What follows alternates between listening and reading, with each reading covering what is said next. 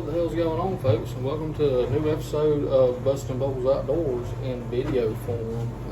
Been a long time no see since I seen y'all. You know, been doing a little bit of LIBIN, if you know what I'm talking about. But anyways, y'all know I've been running Moultrie mobile cameras for the last couple of months. I actually got one out on some private land right now, and I currently don't have no kind of food, no corn, no feeder, no nothing like that out in front of it. But today I had this idea of making a homemade deer meth concoction and taking it out there and pouring it out. I've been doing some research online about, hey, they'll eat this, they'll eat that, blah blah blah. So if you, I got my Yeti bucket right here, and we're gonna throw a little bit of this and a little bit of that in there, and we're gonna see what it do, see if these deer have at it, you know what I mean? So basically, I'm gonna start out with just some granulated sugar here. You know, now while I know this should be going in my damn sweet tea, I got tea in the fridge, and I'm trying to get some big ones on camera. So throw some of that in there. I'd say that's a fair amount. And I'm gonna take these mixed nuts right here that we got. I found these in the damn cabinet. I don't even know how long they've been in the cabinet, but I found them. They're going in the damn deer meth, alright, every bit of them. So it's fucking peanuts, almonds, cashews, pecans, and hazelnuts. I don't even know what the hell a hazelnut is, but it's going in there. So that's going in there. I got this here whey protein powder stuff in there, or in here. Throw a couple scoops of that in there too, just cause, you know what I mean? I ain't never done nothing like this, so let's go hog ass wild and throw some stuff in there, you know.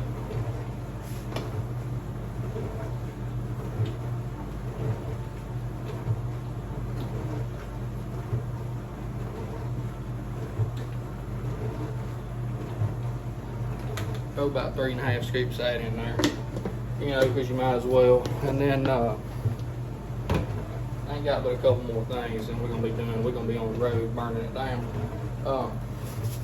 So kind of excited to see what y'all think about this. But grape Kool-Aid powder, I've always heard that's done wonders on them. It really is like meth to these deer, from what I understand. So there's half a thing of grape Kool-Aid powder's going in there. You know, I feel like I'm making a damn cooking video or something. Some Jello powder, because I've read that stuff does pretty good for them. They seem to like it pretty good. So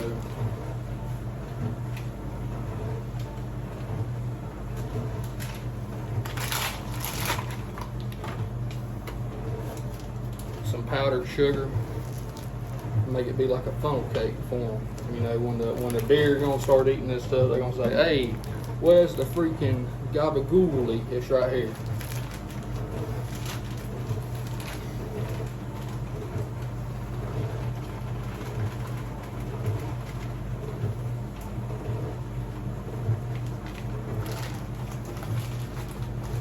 Powdered sugar, check. And then the last 2 or 3, I'm gonna put a good bit of one and just a little bit of the other. I don't know how the one's gonna do. So a little bit of baking soda, might as well, right?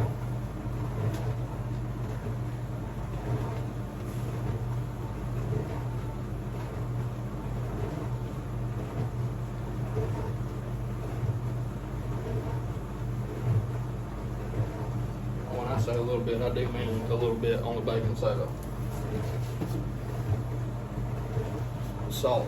This is probably gonna be the most important part of it right here. Salt. I'm gonna put a fair amount of salt in that thing, because they say once that salt starts getting in the ground, they eat all the rest of the stuff. What'll happen is as that salt soaks into the ground, or do whatever salt does to the ground, then deer will just start digging it out and eating it. So that's what we're gonna do with this here.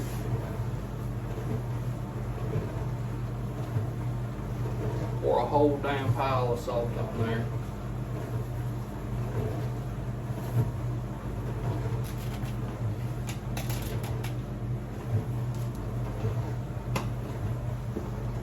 last but not least, for smell, for a little bit extra something, I read that vanilla extract's pretty good, so I'm gonna throw some vanilla extract in there, and we're gonna see, like I said, how they react to it, what it does to the stuff in here, how it smells. I mean, it don't smell bad right now.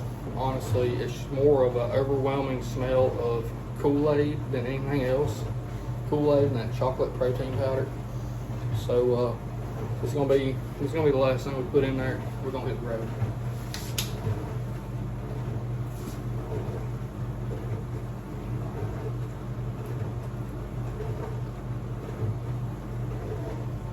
And that was all the vanilla extract we had. Oops.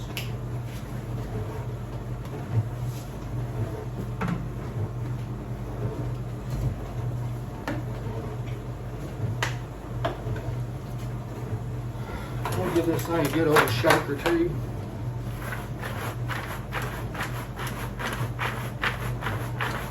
Get some of that stuff together real nice.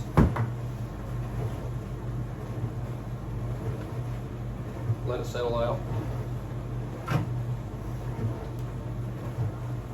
I guess as much as it's going to settle out. And here's the result. I'm going to tell you right now, that smells mighty delicious. And if I was a four-legged critter running around in the woods, I would probably eat that, because it smells pretty damn good. So anyways, we'll get with y'all in the truck, or once we get out there to where we're going, and we'll get this thing going. And anyways, y'all stick around. It's about to get wild. Alright, y'all, well, I done went and got out here to the woods, cleared me a little spot on the ground right here from a little old, what you want to call it, concoction. And you might be asking yourself, Joseph, why are you trying to make your own concoction for these deer instead of, you know, just buying corn or a feeder or whatever, right? And I mean, to that, I'm just going to tell you, one, I'm being cheap. I wanted to try to do something different that not everybody else does. I haven't heard of too many people going out and putting stuff out like this. You know, I've read it on a couple of forums over the last couple of days, but it was all from 2014, 2016, 2012, stuff like that. So, you know, I've never heard of anybody doing anything like this. I've heard of folks putting out like Kool-Aid powder and stuff, but that was in the South. I know everybody here in the Midwest uses corn.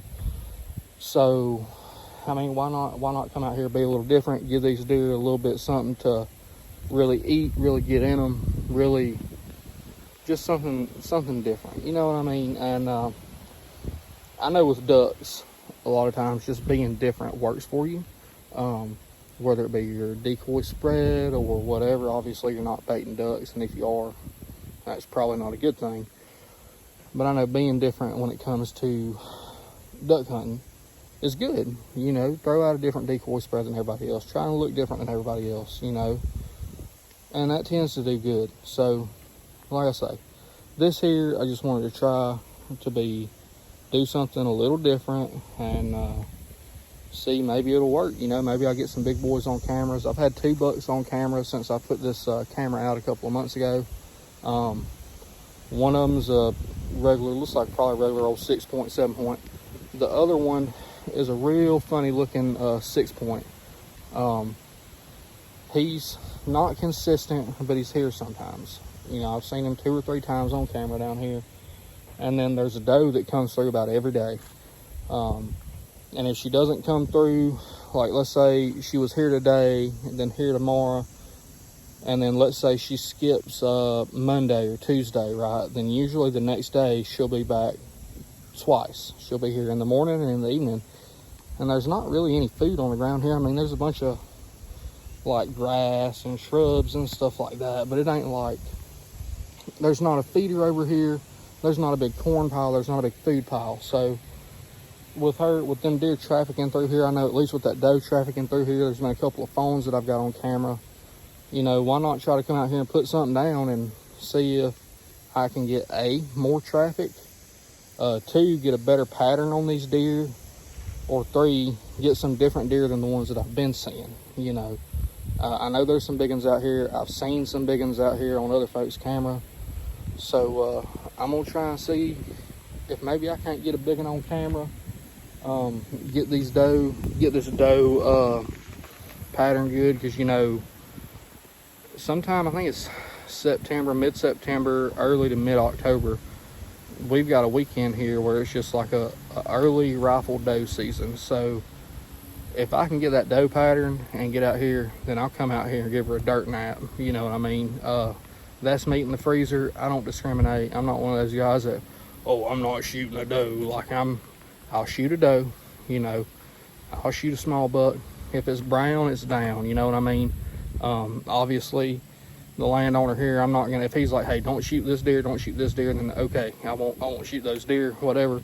But for the most part, I'll shoot a small buck, I'll shoot a doe. I'm not picky, I don't discriminate, you know, it is what it is. So we're gonna pour this stuff on the ground and we're gonna see what it does. One of my buddies said he poured some kind of apple stuff on the ground out here, 2 weeks ago. He said it took him 2 days. He said the first day or two he didn't see anything on camera, but then the next day that there were several giant like acorns up there. So almost feeling a hole right there. So anyways, we're gonna pour this out and then we're gonna talk a little bit about this camera setup I'm using. And I got a self-healing gong target in the truck I found at Academy, and I'm gonna shoot it a little bit, probably with my 9mm and with my 7mm Rim mag. I need to make sure that thing's sighted in for when that early doe rifle season comes in. You know, I know that the scope's not off. I'm gonna come out here and blow my shot that weekend on a deer. So appreciate y'all watching and stick with us here. Hey y'all, so obviously it's the next day. I'm getting ready to go to bed here, but I want to drop in and say that this video is brought to you by Four Rivers Layout Boats and Moultrie Mobile. Check them boys out at fourriverslayoutboats.com if you want a handmade quality product right up the road in Missouri, about an hour and a half from me. They're great guys. They're going to provide great customer service. If you have any questions, any problems, they'll send you the stuff to fix the issue, or you can take the issue to them or ship it to them, whatever. They'll fix it. They'll get it right for you. Also, that's just great customer service on their part. They're some of the best guys to work with. MoultrieMobile.com or MoultrieProduct.com to get all your game cameras, your feeder accessories, your feeders, anything like that you need. It's a great product. Obviously, we're using their cameras. We're using their solar panels. I love their stuff. I can't talk highly enough about them. And Moultrie is one of those names that have been around for years and years and years and years and years. So check them out. Check them boys out at fourriverslayoutboats.com. Tell them Bubble sent you, and we appreciate it.